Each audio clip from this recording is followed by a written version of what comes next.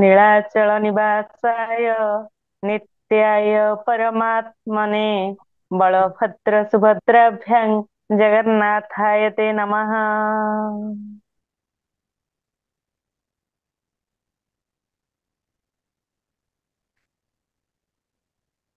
ओम व्यासं वसिष्ठनप्तारं शक्तेः पौत्रमकल्मषं पराशरात्मजं वन्दे सुकतातं तपोनिधिं।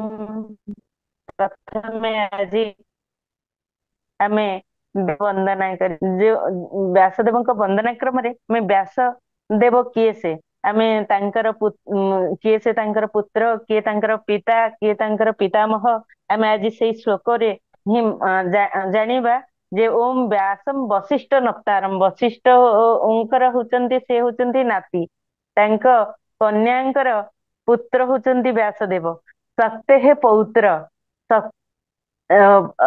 ମହର୍ଷି ଶକ୍ତିଙ୍କର ସେ ହଉଛନ୍ତି ପୁତ୍ରଙ୍କର ପୁତ୍ର, ଅର୍ଥ ଶକ୍ତିଙ୍କର ପୁତ୍ର ହଉଛନ୍ତି ପରାଶର ଏବଂ ପରାଶରଙ୍କର ପୁତ୍ର ହଉଛନ୍ତି ବ୍ୟାସଦେବ।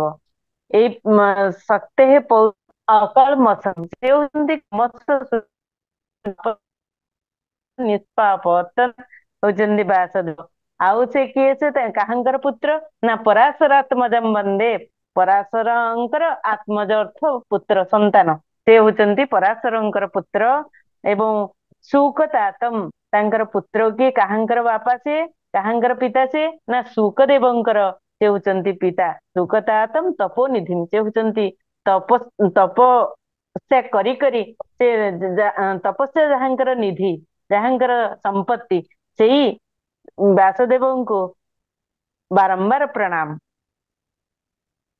ତାପରେ ସୁକଦେବଙ୍କ ବନ୍ଦନା କ୍ରମରେ ଜମ୍ପ୍ରବ୍ରଜନ୍ତମනුପେତମପେତ କୃତ୍ୟମ୍ ଦେପାୟନ ବିରହ କାତର ଆଜୁହାବ ପୁତ୍ରେତି ତନ୍ମୟତୟା ତରବୋଭିନେଦୁ ତମ୍ ସର୍ବଭୂତ ହୃଦୟಂ ମୁନିମାନତସ୍ମି।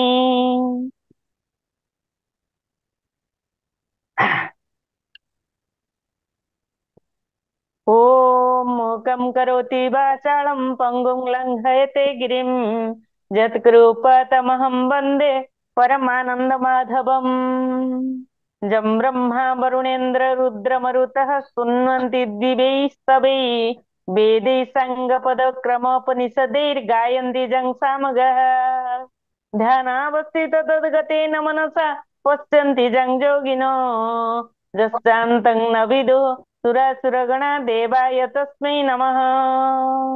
ओम नारायणं नमस्कृत्य नरं चैव नरोत्तमं देवीं सरस्वतीं व्यासं ततो जयमुदीरयेत्।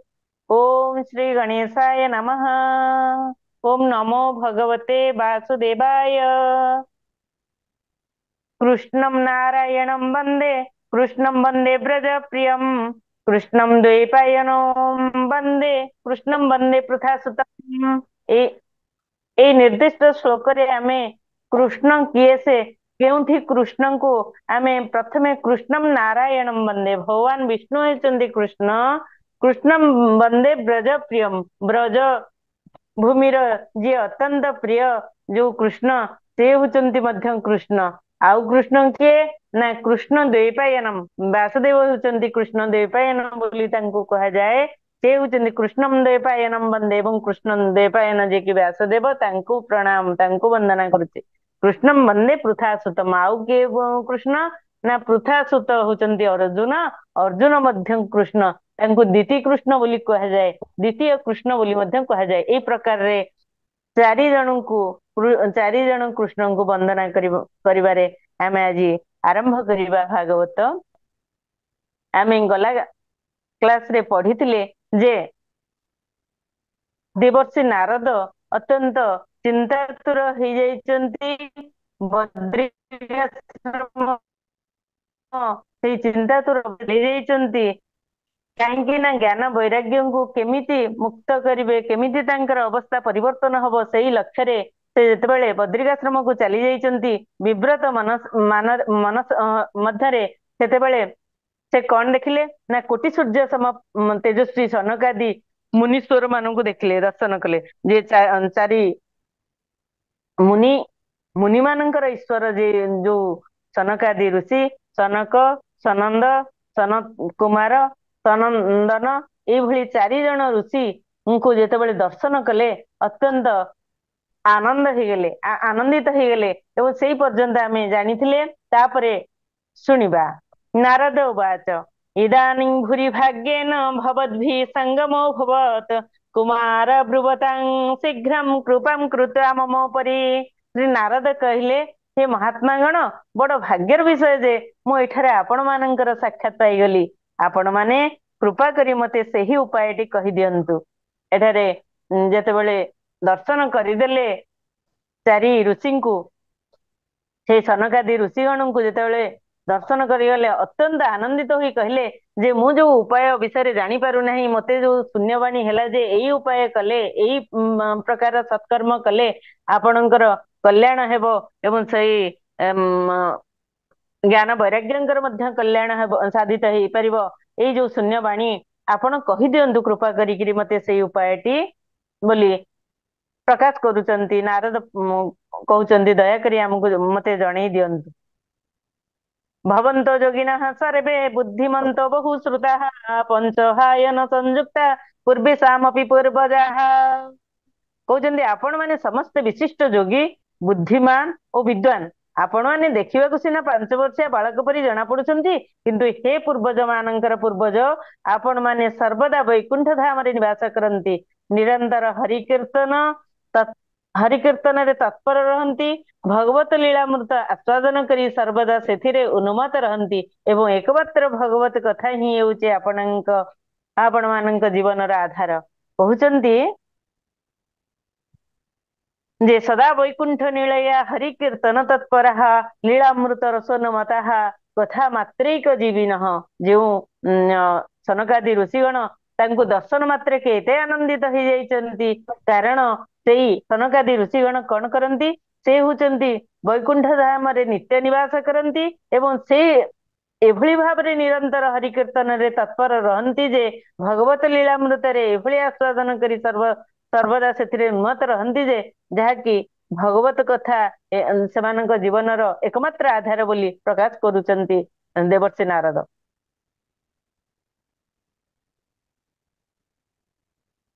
हरिः शरणमेवं हि नित्यं येषां मुखे वचः तः कालसमादिष्ट जरा दुष्मान् बाधते।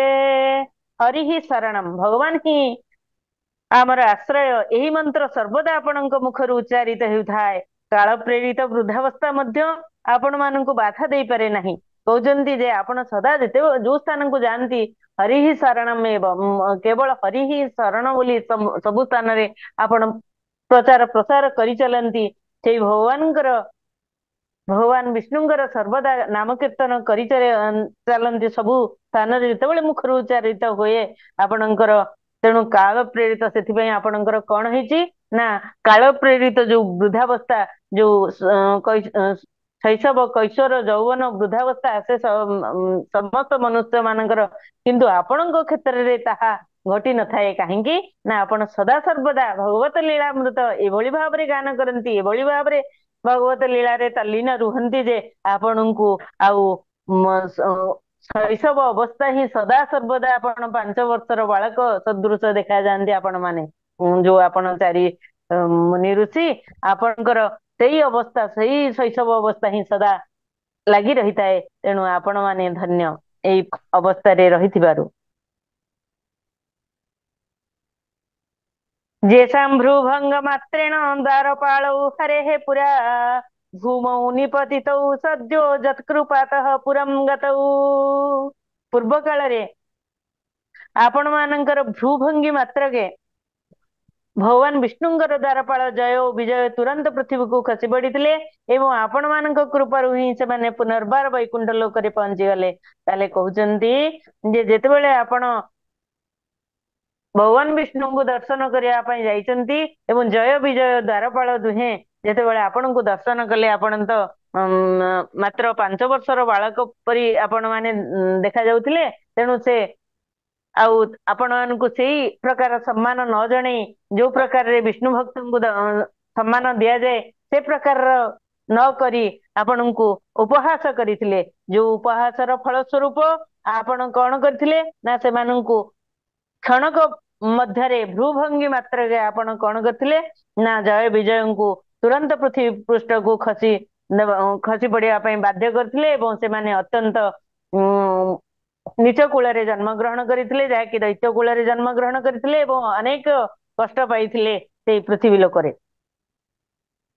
ତାପରେ ପୁନର୍ବାର ଆପଣ ତାଙ୍କୁ ଦୟା କରିକି ପୁଣି ବୈକୁଣ୍ଠ ଲୋକକୁ ନେଇ ଆସିଥିଲେ ଆପଣଙ୍କ ଦୟା ମାଧ୍ୟମରେ। ତେଣୁ ଆପଣଙ୍କର ଅନେକ ରହିଛି ମହାତ୍ମ୍ୟ, ଯାହାକି ମୁଁ ବା ପ୍ରକାଶ କରିବାକୁ କିମ୍ ମାତ୍ର ବୋଲି କହୁଛନ୍ତି ଦେବର୍ଷି ନାରଦ। अहो भाग्यस्य जोगेन दर्शनम भवतामिह अनुग्रहस्तु कर्तव्यो मयि दीने दया परैहि। କହୁଛନ୍ତି ମୋର ବଡ ସୌଭାଗ୍ୟ ଯେ ଏତିକି ବେଳେ ଆପଣ ମାନଙ୍କର ଦର୍ଶନ ମିଳିଗଲା। ମୁଁ ଅତ୍ୟନ୍ତ ଦୀନ ଏବଂ ଆପଣ ମାନେ ସ୍ୱଭାବତଃ ଦୟାଳୁ, ତେଣୁ ମୋ ପ୍ରତି ଆପଣ ମାନେ କୃପା କରନ୍ତୁ ପ୍ରଭୁ। अशरीर गिरोक्तं यत् किं साधनमुच्यताम् अनुष्ठेयं कथं तावत् प्रब्रुवन्तु सविस्तरम्। ଯେଉଁ ସତ୍କର୍ମ କରିବାକୁ ଆକାଶବାଣୀ ହେଲା ତାହା କଣ ଏବଂ ମୋତେ ତାହା କିପରି କରିବାକୁ ହେବ, ଦୟାକରି ବିସ୍ତୃତ ଭାବରେ ବର୍ଣ୍ଣନା କରନ୍ତୁ। ତାହେଲେ କହୁଛନ୍ତି ଯେଉଁ ଆକାଶବାଣୀ ହେଇଥିଲା ଯୋଉ ସତ୍କର୍ମ କରିବା ପାଇଁ, ସେ ତାହା କିପରି ସମ୍ଭବ, କଣ ତାହା ଆପଣ ଦୟାକରି ସେ ବିସ୍ତାର ଭାବରେ ସବିସ୍ତର ଭାବରେ ବର୍ଣ୍ଣନା କରନ୍ତୁ। ମୁଁ ଜାଣିବା ପାଇଁ ଚାହୁଁଛି ପ୍ରଭୁ। ଏଇ ପ୍ରକାରରେ ଦୟନୀୟ ଅବସ୍ଥାରେ ଦେବର୍ଷି ନାରଦ ପଚାରୁଛନ୍ତି ସନକାଦି ଋଷିଙ୍କୁ। ଭକ୍ତି ଜ୍ଞାନ ବିରାଗାଣଂ ସୁଖମୁତ୍ପଦ୍ୟତେ କଥଂ ପାପନଂ ସର୍ବବର୍ଣ୍ଣେଷୁ ପ୍ରେମ ପୂର୍ବଂ ପ୍ରଯତ୍ନତଃ। ଭକ୍ତି ଜ୍ଞାନ ଓ ବୈରାଗ୍ୟଙ୍କୁ କିପରି ସୁଖ ମିଳିପାରିବ ଏବଂ ସେମାନଙ୍କୁ କିପରି ଭାବରେ ପ୍ରେମର ସହିତ ସବୁ ଜାତିରେ ପ୍ରତିଷ୍ଠା କରାଯାଇ ପାରିବ, ମୋତେ ତାହା ହିଁ କୁହନ୍ତୁ। ଏଇ ପ୍ରକାରରେ କହୁଛନ୍ତି ଦେବର୍ଷି ନାରଦ। କୁମାର ଉଚୁଃ ମା ଚିନ୍ତାଂ କୁରୁ ଦେବର୍ଷେ ହର୍ଷଂ ଚିତ୍ତେ ସମାବହ ଉପାୟଃ ସୁଖ ସାଧ୍ୟତ୍ର ବର୍ତ୍ତତେ ପୂର୍ବ ଏବ ହି।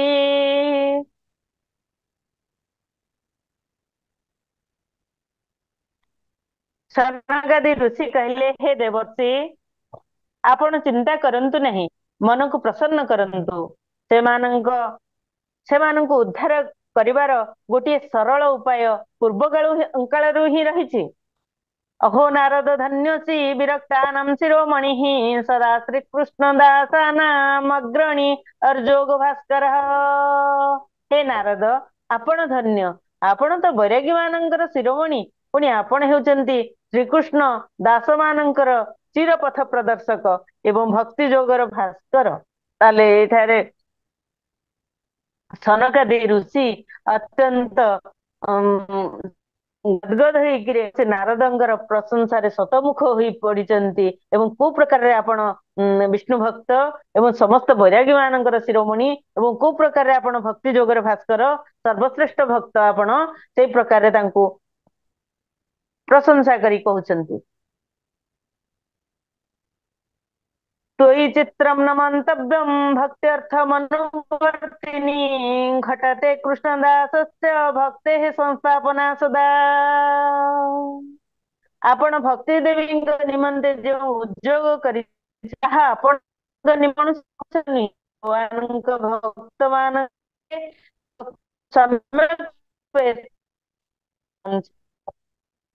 କର୍ତ୍ତବ୍ୟ। ତାହେଲେ କହୁଛି ଭକ୍ତିକୁ ସାନ୍ତ୍ୱନାକୁ ଦେବା ପାଇଁ ଆନନ୍ଦ ଉତ୍ପନ୍ନ କରିବା ପ୍ରଚେଷ୍ଟା କରୁଛନ୍ତି, ତାହା ଆପଣଙ୍କ ପକ୍ଷରେ ଗୋଟେ ବଡ କାର୍ଯ୍ୟ ନୁହେଁ। ଯେହେତୁ ଆପଣ ହେଉଛନ୍ତି ପରମ ଭକ୍ତ, ସର୍ବଶ୍ରେଷ୍ଠ ଭକ୍ତ, ତେଣୁ ଆପଣଙ୍କର ପରମ କର୍ତ୍ତବ୍ୟ ହେଲା ସଂସାରରେ ଭକ୍ତ ମାନଙ୍କୁ ଅଧିକରୁ ଅଧିକ ଭକ୍ତ ସୃଷ୍ଟି କରିବା ହେଉଛି ଆପଣଙ୍କର ପରମ କର୍ତ୍ତବ୍ୟ। ଆପଣ ନିଜର କର୍ତ୍ତବ୍ୟ କରିବାରେ ସମ୍ମୁଖ ବହୁ ଆଗରୁ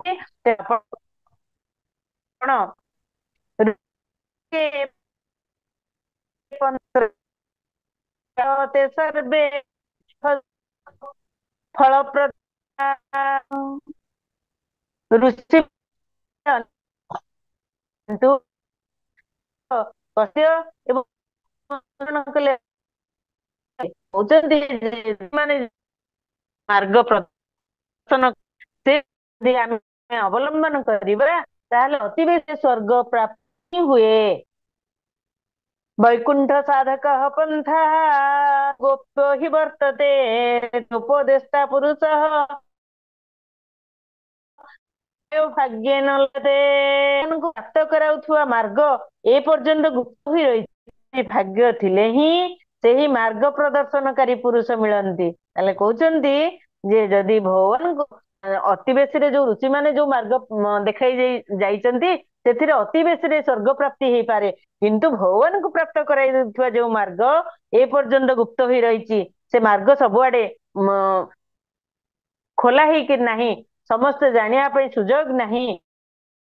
କାହିଁକି ନା ସେ ଅତ୍ୟନ୍ତ ସେ ଗୁପ୍ତ ମାର୍ଗ କୁ ଜଣେଇ ଦେବା ପାଇଁ ଯୋଉ ଭାଗ୍ୟଶାଳୀ ବ୍ୟକ୍ତି, ଯୋଉ ଭାଗ୍ୟରେ ଥିଲେ ହିଁ ସେଇଭଳି ମାର୍ଗ ପ୍ରଦର୍ଶନକାରୀ ବ୍ୟକ୍ତି ମିଳନ୍ତି, ସୁଲଭରେ ମିଳନ୍ତି। କାହା ପକ୍ଷରେ ନା ଯାହାର ଭାଗ୍ୟ ସେଇଭଳି ହେଇଥିବ, ସେଇଭଳି ଭଗବାନଙ୍କୁ ଉପାସନା କରିଥିବ, ସେଇଭଳି ଭଗବତ ନାମ ଗ୍ରହଣ କରିଥିବ, ତାରି ପକ୍ଷରେ ହିଁ ସୁଲଭ। କେବଳ ସିନା ଅନ୍ୟମାନଙ୍କ ପକ୍ଷରେ ସେଇଭଳି ଭଗବାନଙ୍କୁ ଦର୍ଶନ କରେଇ ଦେବାର ମାର୍ଗ ସହଜ ନୁହେଁ।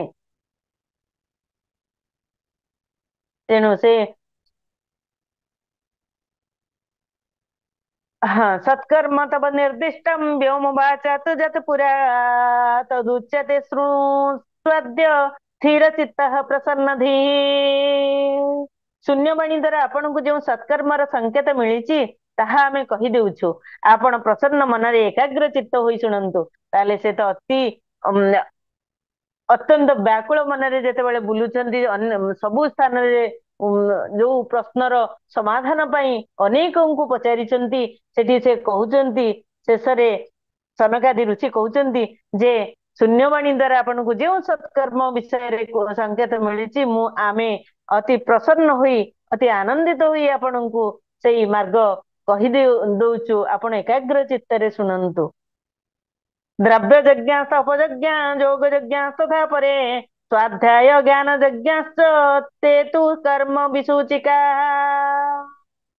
सत्कर्म सूचको नूनान यज्ञ श्रीमद्भागवतालाप ଯଜ୍ଞ ଯଜ୍ଞ ଯଜ୍ଞ ଏବଂ ସ୍ୱାଧ୍ୟାୟ ରୂପକ ଜ୍ଞାନ ଯଜ୍ଞ ହେଉଛି ସ୍ୱର୍ଗାଦି ପ୍ରଦାୟକ କର୍ମର ସୂଚକ। କିନ୍ତୁ ପଣ୍ଡିତ ମାନେ ଜ୍ଞାନ ଯଜ୍ଞକୁ ହିଁ ସତ୍କର୍ମର ସୂଚକ ବୋଲି ମାନନ୍ତି। ସୁକାଦି ମହାନୁଭବ ପାରାୟଣ କରିଥିବା ଶ୍ରୀମଦ୍ ଭାଗବତ ହିଁ ସେହି ଜ୍ଞାନ ଯଜ୍ଞ। କହୁଛନ୍ତି ଯେ ଯେତେ ଯଜ୍ଞ ରହିଛି, ଦ୍ରବ୍ୟ ଯଜ୍ଞ ହଉ, ଦ୍ରବ୍ୟ ଦାନ, ଯଜ୍ଞ ଅର୍ଥ କଣ କି ଦାନ କରିବା, ଦାନ କରିବା ଅର୍ଥ ହଉଛି ଯଜ୍ଞ।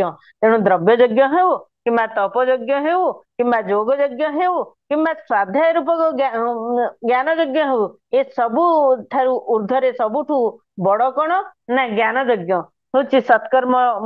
ଯେତେ ସତ୍କର୍ମ ରହିଛି ସର୍ବଶ୍ରେଷ୍ଠ ସତ୍କର୍ମ ହଉଛି ଜ୍ଞାନ ଯଜ୍ଞ। ସେଇ ଜ୍ଞାନ ଯଜ୍ଞ ହଉଛି କଣ ନା ଏଇ ପାରାୟଣ, ଭାଗବତ ପାରାୟଣ ହଉଛି ସର୍ବଶ୍ରେଷ୍ଠ ଜ୍ଞାନ ଯଜ୍ଞ ବୋଲି ପ୍ରକାଶ କରୁଛନ୍ତି। କିଏ ସେ ନା ସନକାଦି ଋଷି ପ୍ରକାଶ କରୁଛନ୍ତି। ତେଣୁ ଆମେ ସେଇ ଅତି ସନ୍ତର୍ପଣର ସହିତ ଅତ୍ୟନ୍ତ ଧ୍ୟାନର ସହିତ ଶୁଣିବା ଯେ ସନକାଦି ଋଷି କଣ କହିଲେ। भक्ति ज्ञान विरागाणां तद्घोषेण बलं महात् व्रजिष्यति द्वयोः कष्टं सुखं भक्तेर्भविष्यति। ଭାଗବତ ଶୁଣିବା ମାତ୍ରେ ଭକ୍ତି ଜ୍ଞାନ ଓ ବୈରାଗ୍ୟ ପରିପୁଷ୍ଟ ହୋଇଯାଆନ୍ତି। ତେଣୁ ଭାଗବତ ପାରାୟଣ କଲେ ଜ୍ଞାନ ଓ ବୈରାଗ୍ୟଙ୍କର କଷ୍ଟ ମୋଚନ ହୋଇଯିବ ଏବଂ ଭକ୍ତି ଦେବୀଙ୍କୁ ଆନନ୍ଦ ମିଳିବ। ତାହେଲେ କହୁଛନ୍ତି ଯଦି ଭାଗବତର ଶବ୍ଦ ପ୍ରକାଶ ହୁଏ ତାହେଲେ କଣ ହୁଏ ନା ଶୁଣିବା ମାତ୍ରକେ ଭକ୍ତି ଜ୍ଞାନ ଆଉ ବୈରାଗ୍ୟ ଅତ୍ୟନ୍ତ ପୁଷ୍ଟ ହୋଇଯାଆନ୍ତି, ଅତ୍ୟନ୍ତ ପରିପୁଷ୍ଟ ହୋଇଯାଆନ୍ତି ଏବଂ ସେମାନଙ୍କର କଷ୍ଟ ଯୋଉ ଥାଏ, ସେମାନଙ୍କର ଯୋଉ ଦୁଃଖ ଥାଏ, ସେ ଦୁଃଖ ମୋଚନ ହୋଇଯାଏ, ଅତ୍ୟନ୍ତ ଅଚିରେ ମୋଚନ ହୋଇଯାଏ, ଅତି ସହଜରେ ମୋଚନ ତାଙ୍କର ଦୁଃଖ ହୋଇଯାଏ ଏବଂ ଭକ୍ତି ଦେବୀଙ୍କୁ ଅତ୍ୟନ୍ତ ଆନନ୍ଦ ମିଳେ ଭାଗବତ ଶ୍ରବଣ ଫଳରେ। प्रलयं हि गमिष्यन्ति श्रीमद्भागवत ध्वनेः कलेर्दोषाइव इमे सर्वे सिंह शब्दात् मृगाइव। ତାହେଲେ କହୁଛନ୍ତି ସିଂହର ଗର୍ଜନ ଶୁଣି ମେଣ୍ଢା ମାନେ ପଳାୟନ କରିବା ପରି ଭାଗବତର ଧ୍ୱନି ଶୁଣି କଳିଯୁଗର ସମସ୍ତ ଦୋଷ ଦୂର ହୋଇଯାଏ।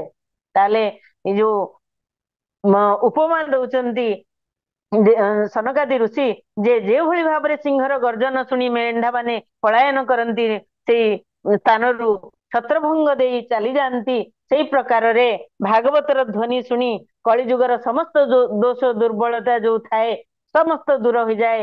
କଣ କଣ କରିବା ଫଳରେ ନା ଭାଗବତ ଶବ୍ଦ ମାତ୍ର ଶୁଣିବା ଫଳରେ ଆମର ଯେତେ ଦୂର ପର୍ଯ୍ୟନ୍ତ ଭାଗବତର ଶବ୍ଦ ପ୍ରକାଶିତ ହୋଇଥାଏ, ଯିଏ ଯିଏ ଶୁଣି ଦଉଥାନ୍ତି ସେମାନଙ୍କ ସମସ୍ତଙ୍କର କଣ ହୁଏ ନା ଯେତେ କଳି ଯୁଗର ଦୋଷ ରହିଛି ସବୁ କିଛି ଦୂର ହୋଇଯାଏ ବୋଲି କହୁଛନ୍ତି ସନକାଦି ଋଷି। ଏବଂ ସୁଖଦେବ ପରମହଂସ ମଧ୍ୟ ପ୍ରକାଶ କରୁଛନ୍ତି ଭାଗବତର ମହତ୍ଵ ସମ୍ପର୍କରେ ଜଣେଇବା ପାଇଁ। ज्ञान वैराग्य संयुक्ता भक्ति प्रेम रसा बहा प्रतिगेहम प्रतिजनम ततः क्रीड़ा करिष्यति। ता फଳରେ ପ୍ରେମ ରସ ପ୍ରବାହିତ କରୁଥିବା ଭକ୍ତି ଜ୍ଞାନ ଓ ବୈରାଗ୍ୟଙ୍କୁ ଧରି ପ୍ରତ୍ୟେକ ଘରେ ଓ ପ୍ରତ୍ୟେକ ବ୍ୟକ୍ତିର ହୃଦୟରେ କ୍ରୀଡ଼ା କରିବ। ତାହେଲେ ସେ ଯୋଉ ଭାଗବତ ଧ୍ୱନି ଶୁଣିବା ପରେ ହବ କଣ ନା ଯୋଉ ଯାହାକି ହୃଦୟରେ ପ୍ରେମ ରସ ପ୍ରବାହିତ କରୁଥିବା ଯେଉଁ ଭକ୍ତି ଜ୍ଞାନ ଆଉ ବୈରାଗ୍ୟଙ୍କୁ ଧରି ପ୍ରତ୍ୟେକ ଘରେ ଏବଂ ପ୍ରତ୍ୟେକ ବ୍ୟକ୍ତିର ହୃଦୟରେ ଆସି ଲୀଳା କରିବେ ବୋଲି କହୁଛନ୍ତି ସନକାଦି ଋଷି।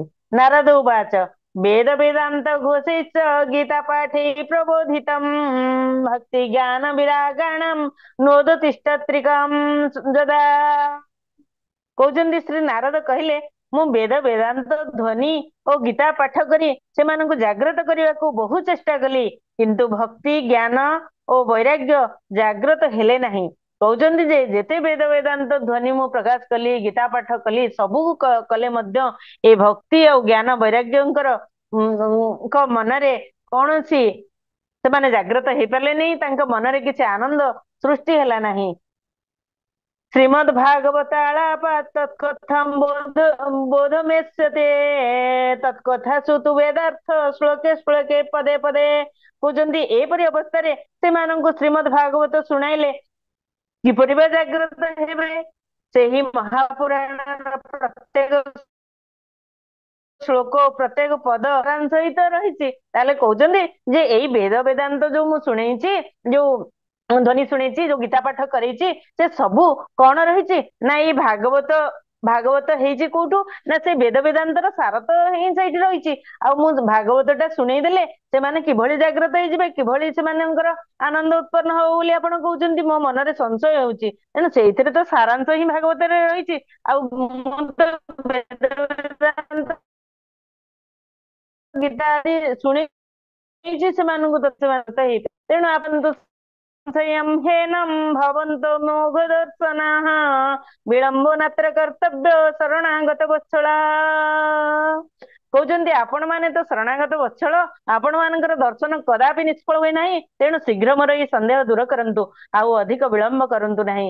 ଯୋଉ ପ୍ରକାରରେ ଏଭଳି ସାରାଂଶ ତ ରହିଛି, ବେଦ ବେଦାନ୍ତର ସାର ଏଇ ଭାଗବତରେ ରହିଛି। ଭାଗବତଟା ଅଧିକତା କଣ ରହିଛି ଯେ ଆପଣ କହୁଛନ୍ତି ତାକୁ ଶୁଣେଇ ଦେଲେ ସେମାନେ ଜାଗ୍ରତ ହେଇଯିବେ, ସେମାନଙ୍କ ହୃଦୟ ଗଦଗଦ ହେଇଯିବ, ସେମାନେ ଆନନ୍ଦିତ ହେଇଯିବେ। ଏ ପ୍ରକାରରେ କେମିତି କହୁଛନ୍ତି? ତଥାପି ଆପଣ ତ ଅନେକ ଜ୍ଞାନୀ, ତଥାପି ଆପଣ ତ ଶରଣାଗତ ବତ୍ସଳ, ମୁଁ ତ ଆପଣଙ୍କ ଶରଣ ନେଇଛି, ତେଣୁ ଆପଣ କୁହନ୍ତୁ ଦୟାକରି। ଆପଣଙ୍କ ଦର୍ଶନ କଦାପି ନିଷ୍ଫଳ ହୁଏ ନାହିଁ। ଯେତେ ଅମୋଘା ଅର୍ଥ ଯୋଉ ସନ୍ଥ ଜନଙ୍କ ଦର୍ଶନ କେବଳ ଦର୍ଶନ ମାତ୍ରକେ ଆମେ ଆଶୁ ଫଳ ଲାଭ କରନ୍ତି, ଅତ୍ୟନ୍ତ ଖୁବ ଶୀଘ୍ର ଆମେ ଫଳ ପ୍ରାପ୍ତ କରନ୍ତି। ତେଣୁ ଆପଣଙ୍କ ଦର୍ଶନ ଅମୋଘ ଅର୍ଥ କଦାପି ନିଷ୍ଫଳ ହୁଏ ନାହିଁ। ଯୋଉ ଦର୍ଶନ ଆପଣଙ୍କର ମୁଁ ପାଇଛି, ଶୀଘ୍ର ମୋର ଏଇ ସନ୍ଦେହ ଆପଣ ଦୟାକରି ଦୂର କରନ୍ତୁ। କିପରି ସମ୍ଭବ ଭାଗବତ ଶ୍ରବଣ ଦ୍ଵାରା ଆପଣ ଦୟାକରି କୁହନ୍ତୁ। କୁମାର ଉଚୋ वेदोपनिषदां सारा जाता भागवती कथा अत्युत्तमा ततो भाति पृथक भूता फलाकृति। କହୁଛନ୍ତି ସନକାଦି କହିଲେ ଶ୍ରୀମଦ୍ ଭାଗବତର ବିଷୟବସ୍ତୁ ବେଦ ଉପନିଷଦ ସାରରୁ ଉଦ୍ଭୂତ ସତ, କିନ୍ତୁ ବେଦ ଉପନିଷଦରୁ ପୃଥକ ତଥା ଫଳ ରୂପ ହୋଇଥିବାରୁ ତାହା ଅତ୍ୟନ୍ତ ଉତ୍କୃଷ୍ଟ ବୋଧ ହୁଏ। କହୁଛନ୍ତି ଯେ ଶ୍ରୀମଦ୍ ଭାଗବତ ବିଷୟ ଆପଣ ଯୋଉ କହିଲେ ବେଦ ଉପନିଷଦ ମୁଁ ତାଙ୍କୁ ଶୁଣେଇଛି, ଏବଂ ବେଦ ଉପନିଷଦ ହଉଛି ତାର ସାର ସତ୍ୟ, ଏହା ହିଁ ସତ୍ୟ। କାହିଁକି ନା ସେଇ ସାରରୁ ହିଁ ଉଦ୍ଭୂତ ଭାଗବତ। ତଥାପି କଣ ନା ଉପମା ମାଧ୍ୟମରେ ସେ ବୁଝେଇ ଦଉଛନ୍ତି ଦେବର୍ଷି ନାରଦଙ୍କୁ ଯେ ଇଏ କିନ୍ତୁ ଉପନିଷଦ ରୁ ପୃଥକ, ଅର୍ଥ ବେଦ ଉପନିଷଦରୁ ଏ ଭାଗବତ ହଉଛି କିପରି ପୃଥକ ନା ଏହା ହେଉଛି ଫଳ ରୂପ, ଫଳ ରୂପ ହେଇଥିବାରୁ ତାହା ଅତ୍ୟନ୍ତ ଉତ୍କୃଷ୍ଟ ବୋଧ ହୁଏ। ଫଳ ହଉଛି ଗଛରୁ ଅଲଗା, ଏବଂ ଗଛ ଆମେ ଆମ୍ବ ଖାଉଛେ, କିନ୍ତୁ ଆମ୍ବ ଗଛର ପତ୍ର ଖାଉଛେ କି ଡାଳ ଖାଉଛେ କି ଚେର ଖାଉଛେ କି? ଆମ୍ବ ଫଳଟି ଯେତେ ସୁସ୍ୱାଦୁ ହଉଛି ସେଇ ପ୍ରକାରର ଭାଗବତ ହଉଛି ଫଳ ରୂପ। ଭାଗବତ ଯଦିଓ ବେଦ ବେଦାନ୍ତ ଆଦି ଉପନିଷଦ ଆଦି ବୃକ୍ଷ ତୁଲ୍ୟ, ଫଳଟା ଆମ ଆମ୍ବ ପଣସ ଆଦି ଯୋଉ ଭଳି ଆଗ୍ରହରେ ଖାଉ, ତାର ଗଛର ପତ୍ର ଯଦିଓ ସେଥିରୁ ସାର ହେଇ ସୃଷ୍ଟି ହେଇଥାଏ ଫଳଟି, କିନ୍ତୁ ତାର ସ୍ୱାଦ ସେଇ ପ୍ରକାରରେ ହେଇନଥାଏ। ଆମେ ସେଇ ପ୍ରକାରରେ ଗ୍ରହଣ କରିପାରୁନେ ଆମ୍ବ ଏବଂ ପଣସକୁ ଯୋଉ ପ୍ରକାରରେ ଗ୍ରହଣ କରୁଛେ, ସେ ଗଛର ଅନ୍ୟାନ୍ୟ ଅଂଶକୁ ଆମେ ସେଇ ପ୍ରକାରରେ ଗ୍ରହଣ କରିପାରୁନାହେଁ। ସେଇ ପ୍ରକାରରେ ବୁଝଉଛନ୍ତି କୁମାର ଆଦି ଋଷି ମାନେ କହୁଛନ୍ତି। ପୁନଃ ପୁଣି ବୁଝଉଛନ୍ତି ଆମ ଅଳାଗ୍ରମ ନାସ୍ତେ ନ ସ୍ୱାଦା ସଭୂୟଂ ସୁପୃଥକ୍ ଭୂତଃ ଫଳେ ବିଶ୍ୱ ମନୋହରା। ଫଳର ରସ ଚେର ଠାରୁ ଆରମ୍ଭ କରି ଶାଖା ପ୍ରଶାଖା ପର୍ଯ୍ୟନ୍ତ ସବୁଠାରେ ବ୍ୟାପି ରହିଥିଲେ ମଧ୍ୟ ତାହାର ସ୍ୱାଦ ସେ ସବୁର ଆସ୍ୱାଦନ କରାଯାଇ ପାରେ ନାହିଁ। ତାହା ଯେତେବେଳେ ଶାଖା ପ୍ରଶାଖାରୁ ଯାଇ ଫଳ ରୂପ ଧାରଣ କରେ, ସେତେବେଳେ ହିଁ ତାର ସମସ୍ତଙ୍କର ପ୍ରିୟ ହୋଇଯାଏ। ତାହେଲେ କହୁଛନ୍ତି ଫଳଟା କୋଉ ପ୍ରକାରରେ ପ୍ରିୟ ହୁଏ? ଯଦିଓ ସେ ସବୁଥିରେ ତାର ଅଂଶ ରହିଛି, ଆମ୍ବ ଗଛରେ ସବୁ ଅଂଶରେ ତାର ଗୁଣ ଯଦିଓ ରହିଛି, ତଥାପି ସେ ସବୁଥିରୁ ଉଦ୍ଭୂତ ବାହାରି ଯେତେବେଳେ ଫଳରେ ରହିଯାଏ ରସ, ସେଇ ରସ ରୂପ ହିଁ ଆମର ଆସ୍ୱାଦନ ଯୋଗ୍ୟ ବା ଆମର ଗ୍ରହଣ କରିବାର ଯୋଗ୍ୟ ହୋଇଥାଏ, ଏବଂ ସମସ୍ତଙ୍କର ତାହା ହିଁ ପ୍ରିୟ ହୋଇଯାଏ। ଯଥା ଦୁଗ୍ଧେ ସ୍ଥିତଂ ସର୍ପୀର୍ଣ୍ଣ ସ୍ୱାଦାୟ ପ୍ରକଳ୍ପତେ ପୃଥକ୍ ଭୂତଂ ହି ତଦ୍ଗବ୍ୟଂ ଦେବାନାଂ ରସବର୍ଦ୍ଧନଂ। ପୁଣି କହୁଛନ୍ତି ଦୁଧରେ ଘିଅ ଥାଏ ସତ, କିନ୍ତୁ ଦୁଧ ପିଇଲେ ସେ ସବୁ ସେଥିରୁ ଘିଅର ପୃଥକ ସ୍ୱାଦ ଜଣା ପଡେ ନାହିଁ, ଅଥଚ ସେଇ ଘିଅ ଦୁଧରୁ ଅଲଗା ହୋଇଗଲେ ତାହା ଦେବତା ମାନଙ୍କର ମଧ୍ୟ ପ୍ରିୟ ହୋଇଯାଏ। କହୁଛନ୍ତି ଯେ କ୍ଷୀରରେ ରହିଛି ଘୃତ ଅଂଶ, ଘିଅ ଅଂଶ, ତଥାପି ଘିଅ ଯେତେବେଳେ ପର୍ଯ୍ୟନ୍ତ ଆମେ କ୍ଷୀର ଯଦି ପିଇବା, ସେ ଘିଅ ମଧ୍ୟ ତା ସହିତ ଯାଏ, କିନ୍ତୁ ଘୃତ ବାହାର କରିଦେବା ପରେ କ୍ଷୀରରୁ ଦହି କରି ଯେତେବେଳେ ଆମେ ଘିଅ ବାହାର କରିଦିଅନ୍ତି, ସେ ଘିଅ ଏତେ ଦୁର୍ମୂଲ୍ୟ ହେଇଯାଏ, ଯାହା ଫଳରେ କି ତାହା ଦେବତା ମାନଙ୍କର ପ୍ରିୟ ତ ହେଇଯାଏ। ପୁନଃ ଆମେ ଯଜ୍ଞ କ୍ଷେତ୍ରରେ କିମ୍ବା କୌଣସି ଦେବ କାର୍ଯ୍ୟରେ ଆମେ ଘିଅକୁ ହିଁ ଗ୍ରହଣ କରୁ, କ୍ଷୀରର ସେଇ ପ୍ରକାରରେ ଆମେ ବ୍ୟବହାର କରିନଥାଉ।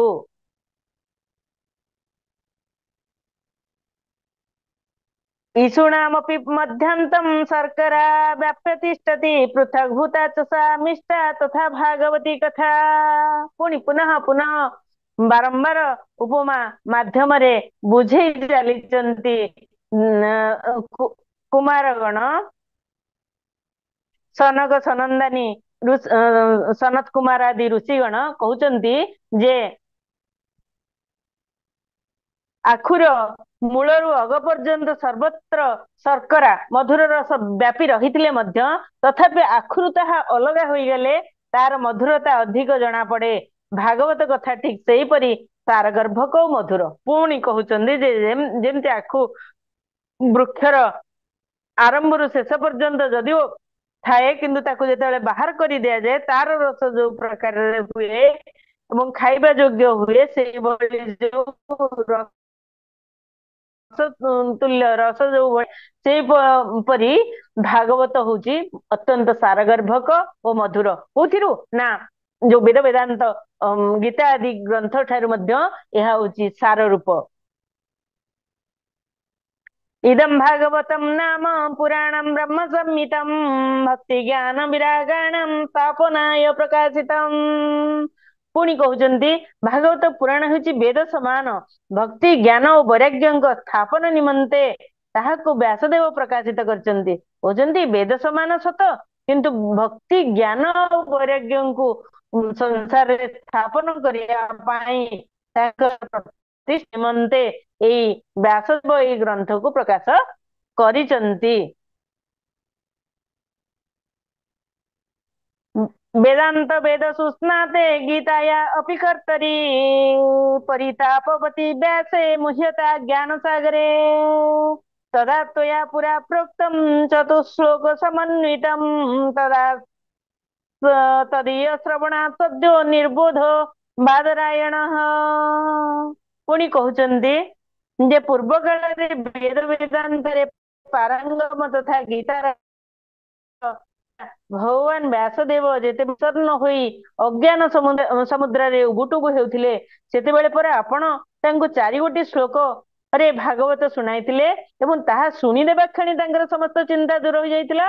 ताले से पूर्व कथा कहउचंती सनकादि ऋषि कहउचंती देवर्षि नारदଙ୍କୁ आपण परे पूर्व काल रे जेतेबेले वेदव्यास जेतेबेले व्यासदेव अत्यंत दुखित हो जाइतिले अष्टादश पुराण एवं वेद वेदांत जेतेबेले रचना करी मध्य मनरे तांकर खुशी अनुभव सेतेबेले आनंदित न होई पारिले अत्यंत विषण्ण मनरे बसितिले सेतेबेले परे आपण चतुश्लोकी भागवतर 4 श्लोक आपण तांको सुनै दैतिले एवं से श्लोक सुनिवा परे से आनंदित हो जाइतिले।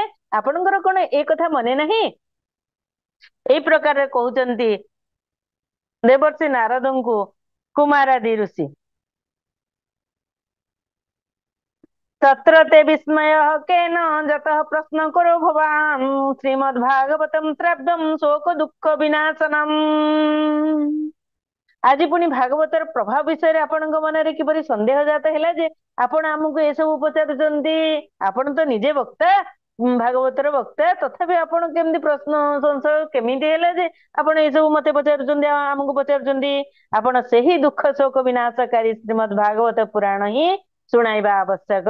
ताले एते सुंदर जाकि सनकादि ऋषि कहउचंती भागवत महात्म्य रे देवर्षि नारदଙ୍କୁ तापरे नारद उवाच जद्दर्शनं च विनिहन्त्य शुभानि सद्यः श्रेयः स्तनोति भव दुःख दवार्दितानाम् निःशेष